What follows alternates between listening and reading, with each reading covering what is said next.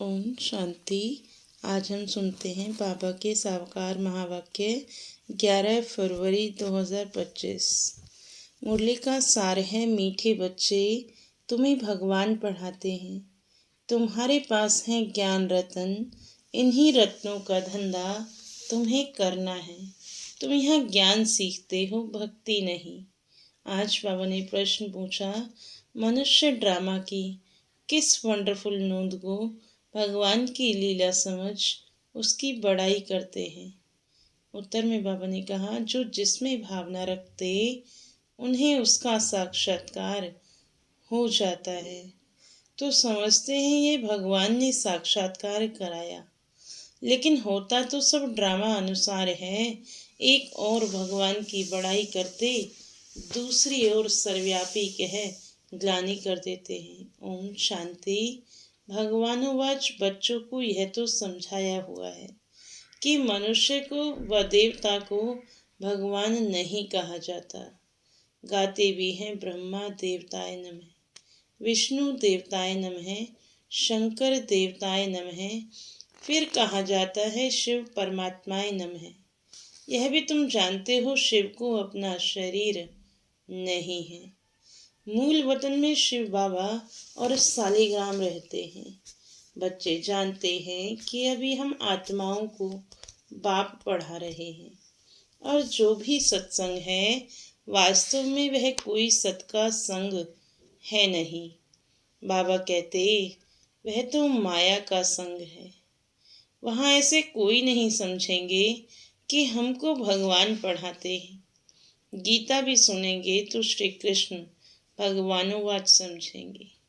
दिन प्रतिदिन गीता का अभ्यास कम होता जाता है, क्योंकि अपने धर्म को ही नहीं जानते। श्री कृष्ण के साथ तो सभी का प्यार है, श्री कृष्ण को ही झूला झुलाते हैं। अब तुम समझते हो कि हम झुलाएं किसको। बच्चों को झुलाया जाता है, बाप को तो झुला ना सके। तुम शिव बाबा को झुलाएंगे, वह बालक तो बनते नहीं, पुनर्जन्म में आते नहीं। वह तो बिंदु है, उनको क्या झुलाएंगे। श्री कृष्ण का बहुतों को साक्षात्कार होता है। श्री कृष्ण के मुख में तो सारी विश्व है, क्योंकि विश्व का मालिक बनते हैं। तो विश्व रूपी माखन है। वो जो आपस में लड़ते हैं, वह भी सृष्टि रूपी माखन के लिए लड़ते हैं। समझते हैं हम जीत पालें। श्री कृष्ण के मुख में माखन का गोला दिखाते हैं। यह भी अनेक प्रकार के साक्षात्कार होते हैं, परंतु अर्थ कुछ भी नहीं समझते। यहाँ तुमको साक्षात्कार का अर्थ समझाया जाता है। मनुष्य समझते हैं हमको भगवान साक्षात्कार कराते हैं। यह भी बाप समझाते हैं, जिसको याद करते हैं। समझो, कोई श्री कृष्ण की नौदा भक्ति करते हैं तो अल्पकाल के लिए उनकी मनोकामना पूरी होती है। यह भी ड्रामा में नूंद है। ऐसे नहीं कहेंगे कि भगवान ने साक्षात्कार कराया। जो जिस भावना से जिसकी पूजा करते हैं, उनको वह साक्षात्कार होता है। यह ड्रामा में नूंद है। यह तो भगवान की बड़ाई की है कि वह साक्षात्कार कराते हैं। एक तरफ इतनी बड़ाई भी करते, दूसरी तरफ फिर कह देते पत्थर ठिक्कर में भगवान है। कितनी अंधश्रद्धा की भक्ति करते। समझते हैं बस श्री कृष्ण का साक्षात्कार हुआ, श्री कृष्णपुरी में हम जरूर जाएंगे। परंतु श्री कृष्णपुरी आए कहाँ से। यह सब राज बाप तुम बच्चों को अब समझाते हैं। श्री कृष्णपुरी की स्थापना हो रही है। यह है कंसपुरी। कंस, अकासुर, बकासुर, कुंभकर्ण, रावण, यह सब असुरों के नाम हैं। शास्त्रों में क्या क्या बैठ लिखा है, यह भी समझाना है कि गुरु दो प्रकार के हैं। एक है भक्ति मार्ग के गुरु, वह भक्ति ही सिखलाते हैं। यह बाप तो है ज्ञान का सागर, इनको सतगुरु कहा जाता है। यह कभी भक्ति नहीं सिखलाते, ज्ञान ही सिखलाते हैं। मनुष्य तो भक्ति में कितना खुश होते हैं, झांझ बजाते हैं। बनारस में तुम देखेंगे सब देवताओं के मंदिर बना दिए हैं। यह सब है भक्ति मार्ग की दुकानदारी। भक्ति का धंधा तुम बच्चों का धंधा है ज्ञान रत्नों का। इनको भी व्यापार कहा जाता है। बाप भी रत्नों का व्यापारी है। तुम समझते हो कि ये रत्न कौन है? इन बातों को समझेंगे वही जिन्होंने कल्प पहले समझा होगा। इन बातों को समझेंगे वही जिन्होंने कल्प पहले समझा है। दूसरे समझेंगे ही नहीं। जो भी बड़े बड़े हैं वे पिछाड़ी में आकर समझेंगे। कन्वर्ट भी हुए हैं ना। एक राजा जनक की कथा सुनाते हैं। जनक फिर अनुजनक बना। जैसे कोई का नाम श्री कृष्ण है तो कहेंगे तुम अनुदैवी श्री कृष्ण बनेंगे। कहाँ वह सर्वगुण संपन्न श्री कृष्ण, कहाँ यह कोई का लक्ष्मी नाम है और इन लक्ष्मी नारायण के आगे जाकर महिमा गाती है। यह थोड़ी समझती है कि इनमें और हमारे में फर्क क्यों है। अभी तुम बच्चों को नॉलेज मिली है यह सृष्टि चक्र कैसे फिरता है। तुम ही 84 जन्म लेंगे। यह चक्र अनेक बार फिरता आया है, कभी बंद नहीं हो सकता। तुम इस नाटक के अंदर एक्टर्स हो। मनुष्य इतना ज़रूर समझते हैं कि हम इस नाटक में पार्ट बजाने आए हैं, बाकी ड्रामा के आदि मध्य अंत को नहीं जानते। तुम बच्चे जानते हो हम आत्माओं के रहने का स्थान परे से परे है। वहाँ सूर्य चांद की भी रोशनी नहीं है। यह सब समझने वाले बच्चे भी अक्सर करके साधारण गरीब ही बनते हैं, क्योंकि भारत ही सबसे साहूकार था, अब भारत ही सबसे गरीब बना है। सारा खेल भारत पर है। भारत जैसा पावन खंड और कोई होता नहीं।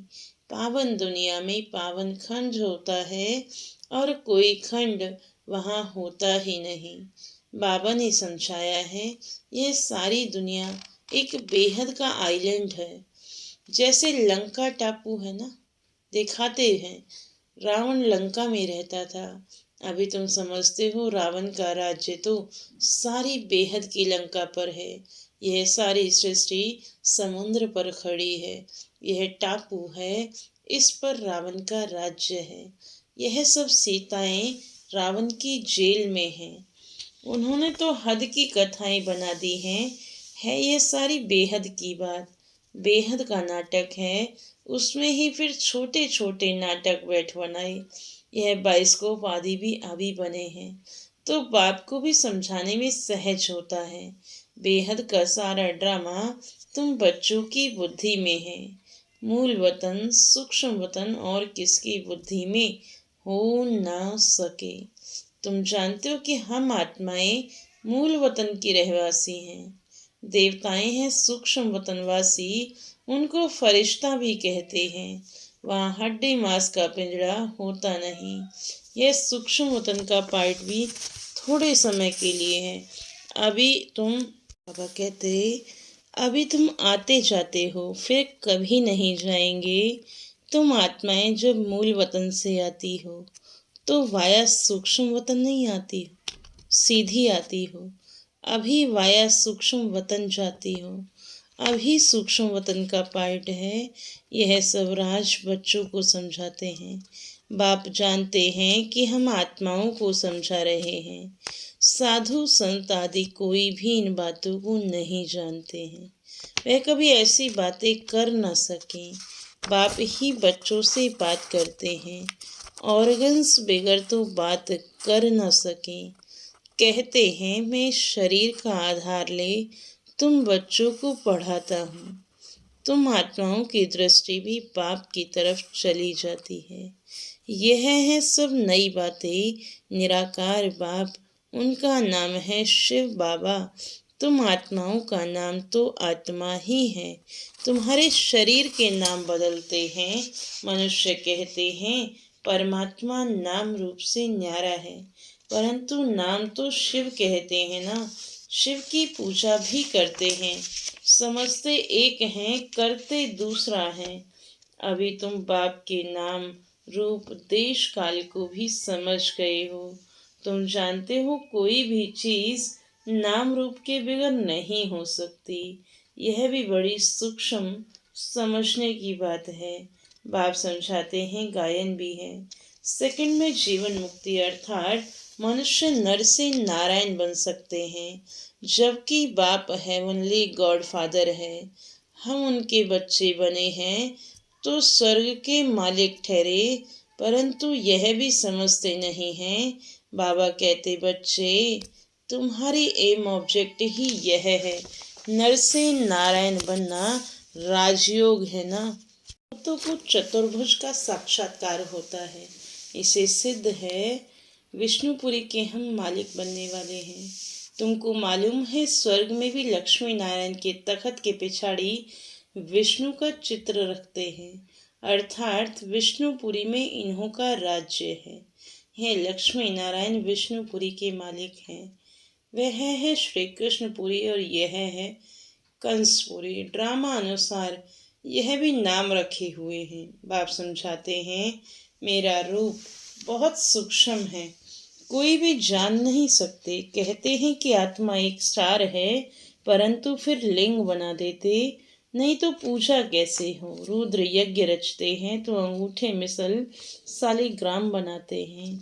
दूसरों तरफ उनको अजब सितारा कहते, आत्मा को देखने की बहुत कोशिश करते हैं, परंतु कोई भी देख नहीं सकते। रामकृष्ण विवेकानंद का भी दिखाते हैं ना, उसने देखा आत्मा उनसे निकलकर मेरे में समा गई। अब उनको किसका साक्षात्कार हुआ होगा? आत्मा और परमात्मा का रूप तो एक ही है। बिंदी देखा समझते कुछ नहीं। आत्मा का साक्षात्कार तो कोई चाहते नहीं, चाहना रखते हैं कि परमात्मा का साक्षात्कार करें। वह बैठा था कि गुरु से परमात्मा का साक्षात्कार करें। बस कह दिया ज्योति थी, वह मेरे में समा गई। इसमें ही वह बहुत खुश हो गया। समझा यही परमात्मा का रूप है। गुरु में भावना रहती है भगवान के साक्षात्कार की। समझते कुछ नहीं है। भला भक्ति मार्ग में समझाए कौन? अब बाप बैठ समझाते हैं, जिस जिस रूप में जैसी भावना रखते हैं, जो शक्ल देखते हैं, वह साक्षात्कार हो जाता है। जैसे गणेश की बहुत पूजा करते हैं तो उनका चैतन्य रूप में साक्षात्कार हो जाता है, नहीं तो उनको निश्चय कैसे हो। तेजोमय रूप देख सकते हैं कि हमने भगवान का साक्षात्कार किया, उसमें ही खुश हो जाते हैं। यह सब है भक्ति मार्ग, उतरती कला।